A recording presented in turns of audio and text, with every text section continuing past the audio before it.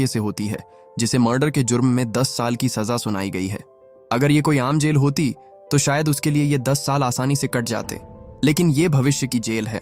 सन 2001 के बाद दुनिया भर की सरकारों ने सभी जेलों को प्राइवेट कर दिया था, जिसका मतलब है कि इन 4 दीवारों में वार्डन का अपना ही कानून चलता है। ये पैसों के भूखे लालची लोग इन कैदियों को गुलामों की तरह इस्तेमाल करते हैं, पर इन्हें जरा भी अंदाजा नहीं है कि इनकी जेल में किसने कदम रखा है। कैदियों से भरी एक बस जेल की चेक पॉइंट्स को क्लियर करते हुए मैक्सिमम सिक्योरिटी जोन में आती है। बाकी जेलों की तरह ये भी एक प्राइवेट जेल है। एक एक करके सभी कैदी अपना नाम और अपने गुनाह जेल के अफसरों के सामने कबूल करते हैं, लेकिन तभी उनमें से एक कैदी अपने तेवर दिखाने लगता है। उसका नाम है रिकी, जिसे मर्डर के आरोप में 10 साल की सजा सुनाई गई है। गार्ड्स के ऑर्डर्स को अनदेखा करते हुए वो सीधे मेटल डिटेक्टर से गुजरता है, पर अचानक डिटेक्टर शोर करने लगा। गार्ड्स को लगा रिकी के पास कोई हथियार है, लेकिन एक्सरे से जो सामने आता है वो चौंकाने वाला था। रिकी की छाती में 5 गोलियां फंसी हुई थीं। गार्ड्स ने पूछा, तुमने इन्हें निकलवाया क्यों नहीं? जिस पर रिकी मुस्कुराते हुए जवाब देता है कि उसने इन्हें याद के तौर पर रखा है। जब तक मैं जिंदा हूं ये मेरे साथ रहेंगी। साफ पता चल रहा था कि रिकी कोई आम इंसान नहीं था। उसके अंदर दर्द सहने की असहनीय शक्ति थी। इसके बाद हमें बताया जाता है कि ये जेल 4 हिस्सों में बटी हुई है और हर ब्लॉक को एक कैदी कंट्रोल करता है, जिन्हें वार्डन ने ही चुना है। वार्डन इस जेल का सबसे पावरफुल आदमी है। उसके बाद आता है असिस्टेंट वार्डन, जो उसके ना रहने पर सब कुछ कंट्रोल करता है। अगले सीन में हम एक बूढ़े आदमी को देखते हैं जिसे कुछ कैदी परेशान कर रहे थे। उन्होंने उसकी लकड़ी की ट्रेन तोड़ दी, जो उसने अपने बेटे के लिए बड़ी मेहनत से बनाई थी। बाकी कैदी बस चुपचाप खड़े तमाशा देख रहे थे, लेकिन किसी ने भी उसकी मदद करने की हिम्मत नहीं की। पता चला कि इस आदमी की कुछ ही दिनों में बेल होने वाली थी, लेकिन जेल के कप्तान का राइट हैंड सैमुअल उसे धमकी देता है कि जब तक मैं इजाजत ना दूं तू यहां से बाहर नहीं जाएगा। ये सुनकर बूढ़ा आदमी गुस्से में आ जाता है और वुड स्लाइसर उठाकर उस पर हमला करने की कोशिश करता है, मगर सैमुअल फुर्ती से उसे पकड़ लेता है और उसी स्लाइसर से उसका मुंह बेरहमी से छील देता है।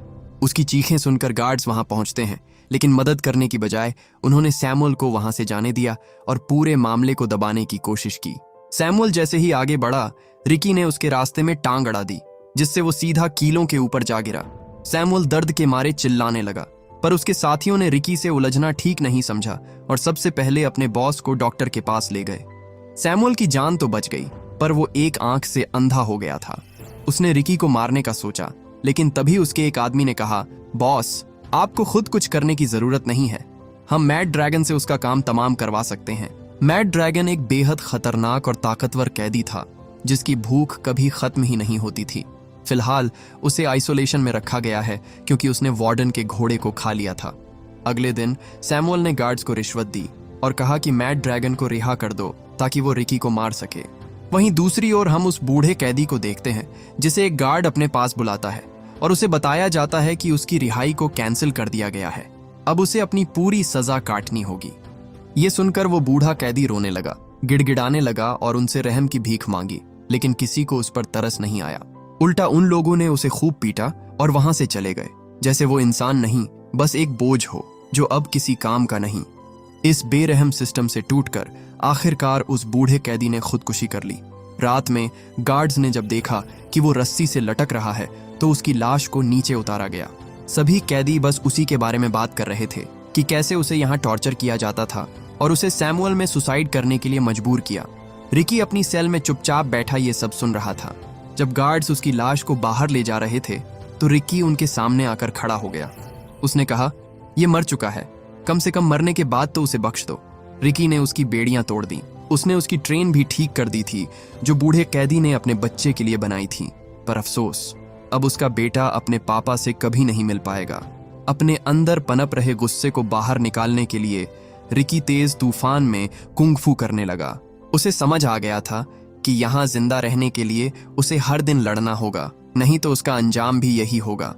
अगले दिन जब सभी कैदी नहा रहे थे, तभी गार्ड ने सभी को बाहर जाने को कहा। रिकी अब उन लोगों के बीच अकेला था। कुछ ही देर में वहां मैड ड्रैगन आया। रिकी कुछ समझ पाता उससे पहले ही मैड ड्रैगन ने उसे एक जोर का पंच मारा, जिससे वो दूर जा गिरा। रिकी शुरुआत में उससे लड़ना नहीं चाहता था, लेकिन जब उसे पता चला कि इस आदमी को यहाँ उसे मारने के लिए भेजा गया है, तो उसने बिना देर किए मैड ड्रैगन के पेट में इतनी जोर से पंच मारा कि उसके अंदर का सब कुछ बाहर आ गया। उसकी इतनी भयानक मौत देखकर भी सैमुअल अपनी हरकतों से बाज नहीं आया और रिकी को मारने की कोशिश की, लेकिन रिकी ने तुरंत उसका हाथ पकड़कर उसकी उंगलियां तोड़ दी और अपने हाथ में फंसी कील को ऐसे निकाल फेंका जैसे कि उसे दर्द महसूस ही नहीं हुआ। उनकी चीख सुनकर गार्ड्स अंदर आ गए, लेकिन सैमुअल को बचाने में उन्होंने देर कर दी क्योंकि रिकी उसका काम तमाम कर चुका था। उस पल किसी में भी हिम्मत नहीं हुई कि वो रिकी को रोक सके, पर रिकी ने बिना किसी विरोध के अपने आप ही सरेंडर कर दिया। गार्ड्स उसे ले ही जा रहे थे कि तभी नॉर्थ ब्लॉक का कैप्टन उन्हें रोक लेता है। रिकी की ताकत से वो काफी इम्प्रेस हुआ था।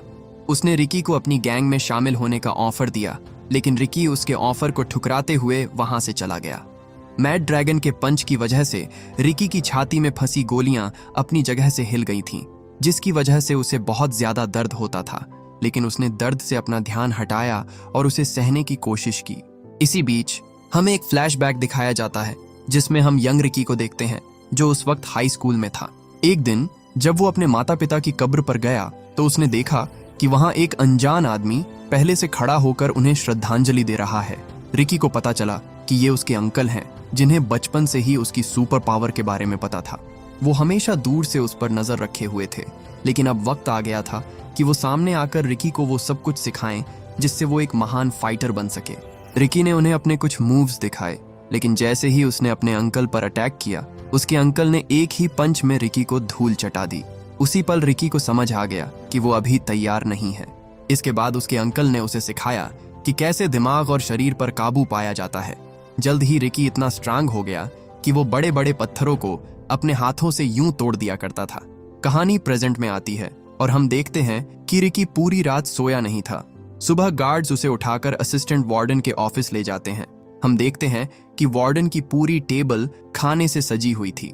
उसकी एक आंख नकली थी और हाथ भी कटा हुआ था, जिसकी जगह उसने एक हुक लगा रखा था। वार्डन ने गार्ड्स से कहा कि वो रिकी की रिपोर्ट पढ़कर सुनाएं। रिपोर्ट के मुताबिक रिकी ने मर्डर किया था। उसका ना कोई परिवार था, ना कोई जानने वाला।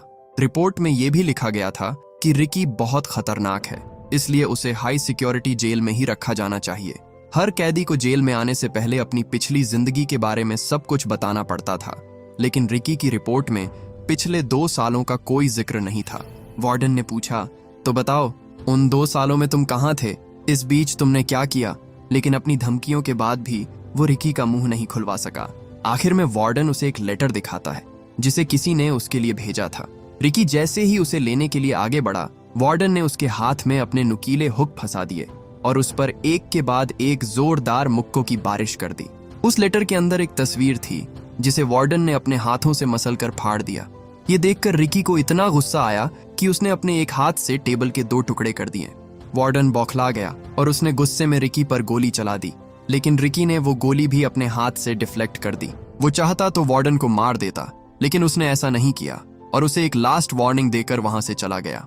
उसी रात रिकी अपनी सेल में बैठा उन दिनों को याद करता है जब वो अपनी गर्लफ्रेंड मिसाई के साथ हंसी खुशी रहा करता था। वो अपनी बांसुरी निकालता है और एक शांत सी धुन बजाने लगता है, वही धुन जो उसे मिसाई की याद दिलाती है। लेकिन तभी एक गार्ड आता है और उसे वार्निंग देते हुए कहता है कि अगर तूने ये धुन दोबारा बजाई तो बांसुरी तोड़कर फेंक दूंगा। रिकी चुप रहा, लेकिन उसके कानों में वो धुन अब भी बज रही थी। अगले दिन कुछ कैदी एक आदमी को घेर लेते हैं। उन्हें पता चला था कि यही गार्ड्स को अंदर की बातें लीक किया करता था और उस बूढ़े कैदी की मौत के पीछे भी इसी का हाथ था। वो आदमी उनसे अपनी जान की भीख मांगता है और वादा करता है कि वो दोबारा ऐसा नहीं करेगा, पर वो उसे बख्शने वाले नहीं थे। उनमें से एक आदमी लकड़ी काटने वाली आरी से उसके टुकड़े करने वाला था, पर तभी वहां नारुमी आ जाता है और उन्हें रोक लेता है। नारुमी उन्हें रूल्स बताते हुए कहता है कि यहाँ मेरी मर्जी के बगैर कोई किसी को नहीं मार सकता। हाथ में हथियार लिए एंड्रू उसके इस फैसले का पूरी तरह से विरोध करता है। वो कहता है, सैमुअल ने रूल तोड़ा तो तुमने उसे जाने दिया, और अब ये रूल्स तोड़ रहा है तो इसे भी जाने दे रहे हो। फिर इन रूल्स का फायदा क्या? नारुमी को उसके तेवर कुछ पसंद नहीं आए। उसे लगा कि ये उसका अपमान कर रहा है, इसलिए उसने उसी आरी को उसके चेहरे पर दे मारा। साइक्लोप्स दूर खड़ा उन्हें देख रहा था। उसे नारुमी से कुछ जरूरी बात करनी थी, इसलिए वो उसे अपने ऑफिस में बुलाता है और एंड्रू के मुंह में हुक फंसाकर उसे घसीटते हुए अपने साथ ले जाता है। वार्डन कहता है कि रिकी की वजह से बाकियों में बहुत हिम्मत आ गई है। ऐसा ही चलता रहा तो जल्द ही हर सेल में एक रिकी होगा। मैं चाहता हूं कि तुम उन्हें एक सबक सिखाओ। रिकी को मार दो, बाकी सब अपने आप पीछे हट जाएंगे। इसके बाद नारुमी ग्राउंड में आता है।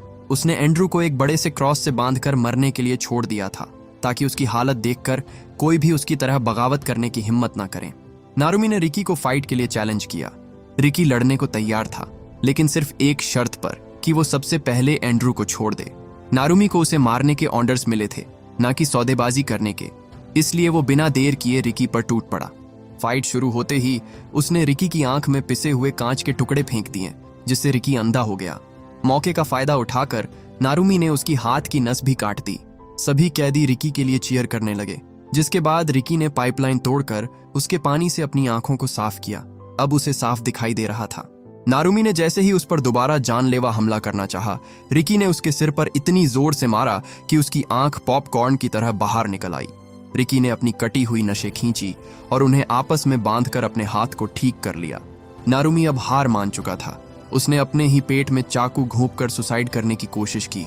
रिकी उसे बचाना चाहता था, पर जैसे ही वो उसके पास आया, नारुमी ने फिर से उसे धोखा दिया और अपनी इंटेस्टाइन उसकी गर्दन में लपेटकर उसे मारने की कोशिश की।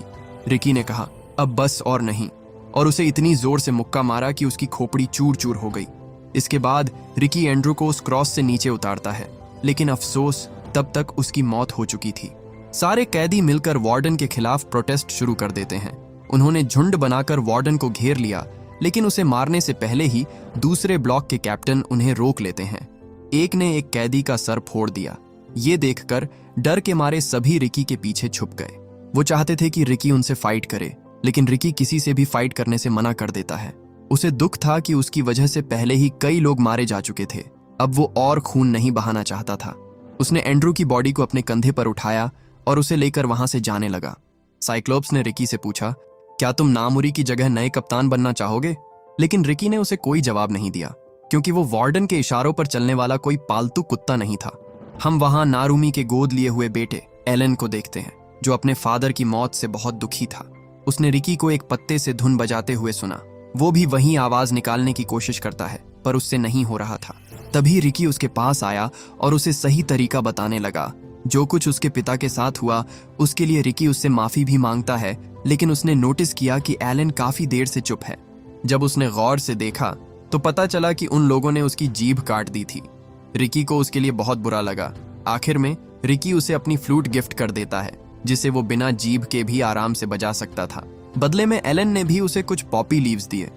रिकी ने पूछा, ये तुम्हें कहाँ मिले? इन्हें उगाना गैर कानूनी है। इसके बाद एलन उसे इस जेल का सारा काला सच बता देता है। Get extra benefits on your first order. Find products from the best collection. बता देता है। दरअसल जेल की 4 दीवारों के पीछे ओपियम की फार्मिंग की जा रही थी, जो एक तरह का ड्रग्स होता है। वोंग चूक दूर खड़ी उनकी बातें सुन रही थी। अब क्योंकि रिकी को सब पता चल गया था, इसलिए वो उनके लिए एक खतरा था। तीनों कैप्टन ने मीटिंग बैठाई और सोचने लगे कि उसका क्या किया जाए। वोंग चूक एलन को बुलाती है और उसे कहती है, रिकी ने ही तुम्हारे पिता को मारा है। अब समय है कि तुम उनकी मौत का बदला लो।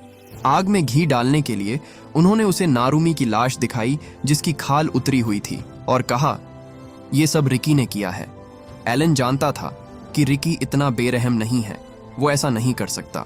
जब वो नहीं माना तो वोंग चूक ने गुस्से में आकर उसे ही मौत के घाट उतार दिया और फिर उसकी लाश को किसी कचरे की तरह ग्राउंड में फेंक दिया। उसे देखने के लिए कैदियों की भीड़ इकट्ठा हो गई। थोड़ी देर बाद रिकी भी वहां पहुंच गया, और जब उसने लाश के पास अपनी फ्लूट पड़ी देखी तो वो समझ गया कि ये एलन की लाश है। फिर से एक बेकसूर की मौत इस बार वो बर्दाश्त नहीं कर सका, और उसने ठान लिया कि वो किसी को नहीं छोड़ेगा। कुछ देर बाद फायर अलार्म की आवाज से पूरे जेल में अफरा तफरी मच जाती है। वोंग चुक देखती है कि रिकी ने पूरे ओपियम फार्म को जलाकर राख कर दिया था। अपनी सालों की मेहनत को इस तरह जलकर राख होता देख वोंग चूक का गुस्सा 7वें आसमान पर था। उसने रिकी के सबसे वीक पॉइंट पर अटैक किया, जिसे वो डेड पॉइंट कहती थी। अब रिकी की मौत पक्की थी। वो तड़प रहा था और सभी कैदी उसकी मौत का तमाशा देख रहे थे। वहीं दूसरी ओर साइक्लोप्स को पता चलता है कि कल वार्डन यहाँ आने वाला है।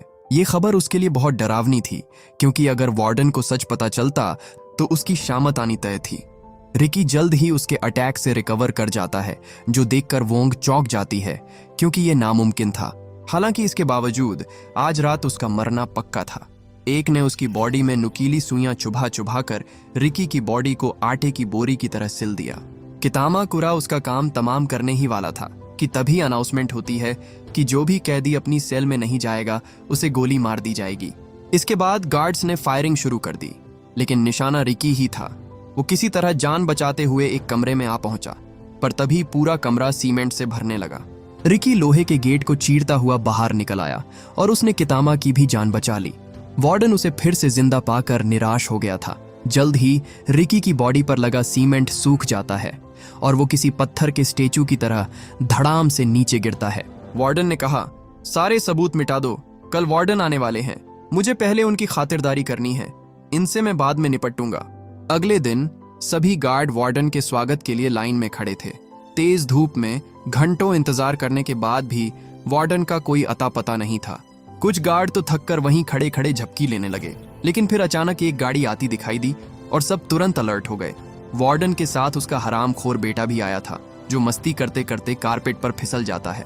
वार्डन ने पूछा, कारपेट किसने बिछाया था? साइक्लोप्स ने तुरंत एक कैदी उसके सामने लाकर खड़ा कर दिया और झूठ बोल दिया, सर यही था। इतना सुनते ही वार्डन ने बिना कुछ सोचे उस कैदी की आंखें फोड़ दी। वार्डन ने साइक्लोप्स से पूछा, मेरी गैर मौजूदगी में यहाँ क्या हुआ था? इस सवाल ने तो उसके पसीने छुड़ा दिए, लेकिन वो झूठ नहीं बोल सकता था। उसने कहा, कुछ कैदी बगावत पर उतर आए थे तो हमें उनमें से कुछ को मारना पड़ा। वार्डन ने कहा, हर महीने यहाँ कोई ना कोई मर ही जाता है। तुम जानते हो कि पूरे देश में इससे सस्ते मजदूर हमें कहीं नहीं मिलेंगे। उन्हें भूख या बीमारी से मरने मत दो, जिंदा रखो ताकि काम होता रहे। खैर, इतना तो वार्डन ने बर्दाश्त कर लिया, लेकिन जब उसे पता चला कि किसी ने उसके ओपियम के फार्म जला डाले तो उसे हार्ट अटैक आ गया। साइक्लोप्स ने फौरन उसे दवा दी, जिससे उसकी जान तो बच गई, पर गुस्सा, वो तो रिकी को मारकर ही शांत होता। उधर रिकी अब भी पूरी तरह सीमेंट में जकड़ा हुआ था, लेकिन जैसे ही वार्डन सामने आया, रिकी ने सीमेंट की मोटी लेयर को तोड़कर उसकी गर्दन पकड़ ली। रिकी उसकी जान लेने ही वाला था कि तभी कितामा ने पीछे से आकर उसे जोर की लात मारी, जिससे रिकी दूर जा गिरा। इसके बाद उसने रिकी के हाथों को जेल की सलाखों में जकड़ दिया और उसे मार मार कर उसकी हालत खराब कर दी। इसके बाद उसने रिकी का सिर पकड़ा और उसे इतनी जोर से दबाया कि उसके सिर से खून बहने लगा। इससे पहले कि वो रिकी के 2 टुकड़े कर देता, रिकी पलटवार करता है और कितामा के जबड़े पर इतनी जोर से मुक्का मारता है कि उसका जबड़ा तरबूज की तरह फट जाता है। कितामा को हारता देख वार्डन ने एक बटन दबाया और जेल की छत धीरे धीरे नीचे आने लगी। रिकी ने हाइड्रोलिक प्रेस को रोकने की पूरी कोशिश की, लेकिन उसमें अब उतनी ताकत नहीं बची थी। ऊपर से वार्डन ने उस पर स्टन गन से 1 लाख वोल्ट का झटका भी दे दिया, जिससे रिकी और कमजोर हो गया। रिकी को मारने के चक्कर में वो ये भूल ही गए थे कि कितामा भी अंदर फंसा हुआ था। अपने साथ ये धोखा होते देख कितामा ने रिकी की मदद की और उसे अपनी जान बचाने को कहा। रिकी तो बच गया, लेकिन कितामा उस हाइड्रोलिक प्रेस के नीचे दबकर मारा गया।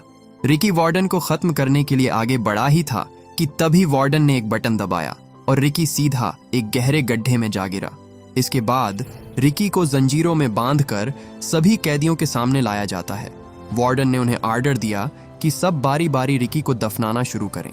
उनमें से कुछ कैदियों ने रिकी के साथ हो रहे इस अत्याचार का विरोध किया और कहा, हम रिकी को मारने में तुम्हारा साथ नहीं देंगे। वार्डन ऐसे लोगों को गोलियों से भुनवा देता है, जिसके बाद बाकी कैदी डर के मारे रिकी को एक एक कर दफनाने लगते हैं। वार्डन ने कहा, हम इसे 7 दिन बाद दोबारा बाहर निकालेंगे और अगर तब तक ये जिंदा बच गया तो रिकी की सारी गलतियां माफ कर दी जाएंगी। लेकिन ये बस दिखावा था, क्योंकि वार्डन जानता था कि बिना खाना और पानी के कोई इतने दिन जिंदा नहीं रह सकता। सांस लेने के लिए उन्होंने रिकी के मुंह के पास एक पाइप लगाई और उसे मिट्टी में दफनाकर छोड़ दिया गया। सभी कैदी बस रिकी के बारे में ही बात कर रहे थे। उन्हें लगा कि वो अब तक मर चुका होगा, पर तभी उन्हें जमीन के नीचे से एक धुन सुनाई देती है, जिसे रिकी अपने मुंह से बजा रहा था। उसे जिंदा पाकर सभी में खुशी की लहर दौड़ उठी। एक डॉग वहीं पास में टहल रहा होता है। वोंग उसे मारकर उसके लिवर को पाइप में डाल देती है ताकि रिकी को ऑक्सीजन ना मिले। इसके बाद हमें एक फ्लैशबैक दिखाया जाता है, जिसमें हम रिकी की गर्लफ्रेंड मिसाई को देखते हैं। एक दिन जब मिसाई लाइब्रेरी से वापस लौट रही थी, तभी उसने कुछ लोगों को देखा जो ड्रग्स ले रहे थे। उसने तुरंत वहां से भागने की कोशिश की, लेकिन उन्होंने उसे पकड़ लिया और एक होटल में ले आए। वो उसका रेप करके उसे मारने वाले थे, पर जैसे ही मिसाई को होश आया वो वहां से भाग गई और खुद के साथ कुछ गलत होने के डर से वो छत से कूदकर सुसाइड कर लेती है। जब रिकी को इसके बारे में पता चला तो वो गुस्से में ड्रग डीलर के पास गया। उसे देखकर उसने रिकी पर एक के बाद एक कई गोलियां चलाई, लेकिन रिकी सब कुछ सहते हुए आगे बढ़ा और उसे मार दिया। यही उसका जुर्म था जिसके लिए उसे 10 साल की सजा मिली। वहीं दूसरी तरफ 7 दिन पूरे हो चुके थे। अब वक्त था रिकी की लाश निकालने का। एक जेसीबी मशीन की मदद से वार्डन ने खुदाई करवाई और रिकी को बाहर निकाला। जब उन्होंने उसकी नब्ज चेक की तो पाया कि उसकी सांसें अभी भी चल रही थीं। वार्डन समझ गया कि ये कोई आम इंसान नहीं है। उसे दोस्ती करना उसके लिए फायदे का सौदा हो सकता था। उन्होंने उसे फिर से कैद कर दिया। जब वार्डन ने उसकी रिपोर्ट पढ़ी तो पाया कि उसके अंदर कुछ डिटेल्स मिसिंग थीं। उसने रिकी से पूछा कि तुम हमसे क्या छुपा रहे हो, बताओ, वरना ये लोग तुम्हें मार देंगे। रिकी काफी टॉर्चर के बाद भी उन्हें कुछ नहीं बताता। योमी समझ गई थी कि ये ऐसे अपना मुंह नहीं खोलेगा। उसने कुछ ब्लेड्स पीस कर रिकी के मुंह में डाल दिए और उसे बंद करके उसे एक के बाद एक कई तमाचे जड़े। ब्लेड रिकी के मुंह को चीरते हुए उसे पूरा खून से लालम लाल कर देते हैं, पर फिर भी रिकी आखिर तक टिका रहा। इसके बाद उन्होंने उसे सेल में फेंक दिया। वो भूख और प्यास से तड़प रहा था, लेकिन उसी रात एक कैदी चुपके से उसके लिए खाना लेकर आया। उसे खाकर रिकी को थोड़ी ताकत मिली, लेकिन ऐसा करते हुए जेल के खबरी ने उसे देख लिया था। उसने गार्ड्स को बता दिया। इसके बाद साइबोर्ग उस कैदी के सेल में गया और उसे मारकर घसीटता हुआ रिकी के पास ले आया। गाइस, आपको यकीन नहीं होगा लेकिन ये मैंने शॉर्ट कुर्तीज ना अंडर 300 मंगाई है जिनका फैब्रिक बहुत अच्छा है। Comment below for link. Cricket fans, ये आपके लिए है। Sports code 11 is the best fantasy cricket game out there. Sports code 11 ले आया। कई बार आवाज लगाने पर जब रिकी ने दरवाजा नहीं खोला तो साइबोर्ग गार्ड्स के साथ अंदर आया। जैसे ही रिकी को पता चला कि जिसने रात को उसे खाना दिया था उसे मार दिया गया है, तो रिकी ने साइबोर्ग को बहुत पीटा। साइबोर्ग किसी तरह अपनी जान बचाकर भागा, लेकिन बाकी कैदियों ने उसका पीछा किया और उसे पकड़कर उन लोगों ने उसे बहुत मारा। जल्द ही गार्ड्स और कैदियों में दंगे शुरू हो गए और पूरे जेल में अफरा तफरी मच गई। दूसरी तरफ वार्डन इन सब से बेखबर जेल का इंस्पेक्शन कर रहा था। इंस्पेक्शन के दौरान उसने एक कैदी को अपने बेटे के बारे में कुछ गलत बोलते हुए सुन लिया, जिसके बाद उसने उसके दोनों हाथ काट दिए ताकि कोई और ऐसी गलती ना दोहराए। तभी वहां रिकी आ जाता है। वार्डन ने उस पर एक खास तरह की गोली चलाई जो शरीर में जाकर अंदर से फट जाती थी। रिकी ने साइबोर्ग को शील्ड की तरह इस्तेमाल किया और वो गोलियां उसके शरीर को चीरते हुए उसके अंदर ही फट गई, जिससे साइबोर्ग के टुकड़े हो गए। जल्द ही उनकी फाइट इंटेंस हो गई। रिकी अकेला उन सभी का सामना करता है। वोंग ने उस पर एक के बाद एक जानलेवा वार किए, पर रिकी उसके पैरों को तोड़ देता है। दूसरा कप्तान उसकी ये हालत देखकर डर गया और भागने की कोशिश की, लेकिन वार्डन ने उसे खुद ऊपर वाले के पास पहुंचा दिया। अब वार्डन और रिकी आमने सामने थे। वार्डन गार्ड्स को उसके बेटे को वहां से दूर ले जाने को कहता है। उसके जाते ही रिकी ने उसे एक ही पंच में दूर फेंक दिया, लेकिन हम देखते हैं कि वार्डन को एक खरोच भी नहीं आई। जल्द ही वार्डन अपना इंसानी रूप छोड़कर एक मॉन्स्टर में ट्रांसफॉर्म हो जाता है। पता चलता है कि उसके पास भी रिकी की तरह सुपर पावर्स थीं, बस उसे उसका इस्तेमाल करने के लिए अपने इस भयानक रूप में आना होता था। रिकी ने उसे एक पंच मारा जो सीधा उसके पेट के पार चला गया, लेकिन वार्डन को कुछ महसूस नहीं हुआ। मार खाकर रिकी की हालत खराब हो गई थी, लेकिन तभी उसे अपने अंकल की कही एक बात याद आई। हर मॉन्स्टर की एक कमजोरी होती है, उसे ढूंढो और वहीं वार करो। रिकी ने देखा कि पास में ही एक मीट ग्राइंडर चल रहा था। उसने वार्डन को उठाया और उसे ग्राइंडर में फेंक दिया। उसके शरीर के टुकड़े हो रहे थे, लेकिन फिर भी वो हार मानने को तैयार नहीं था। उसने रिकी को अपने साथ घसीटने की कोशिश की। देखते ही देखते पूरा कमरा खून से लाल हो गया, पर रिकी पीछे नहीं हटा। उसने अपना पूरा जोर लगाया और वार्डन को अंदर धकेलता गया। आखिर में सिर्फ उसकी मुंडी ही बची, जिसे लेकर वो बाहर चला गया। वहीं दूसरी ओर गार्ड्स और कैदी आपस में लड़ रहे थे। रिकी उनके पास आया और उन्हें बताया कि वार्डन मर चुका है, अब तुम सब आजाद हो। आखिर में रिकी ने जेल की दीवारें तोड़ दी, जिससे सभी कैदियों के लिए बाहर निकलने का रास्ता खुल गया। और इसी के साथ ये कहानी यहीं खत्म हो जाती है। उम्मीद करता हूं कि ये कहानी आपको पसंद आई होगी। ऐसी ही और कहानियों के लिए चैनल को सब्सक्राइब करें। हम जल्द ही मिलेंगे एक नई वीडियो के साथ। Thanks for watching.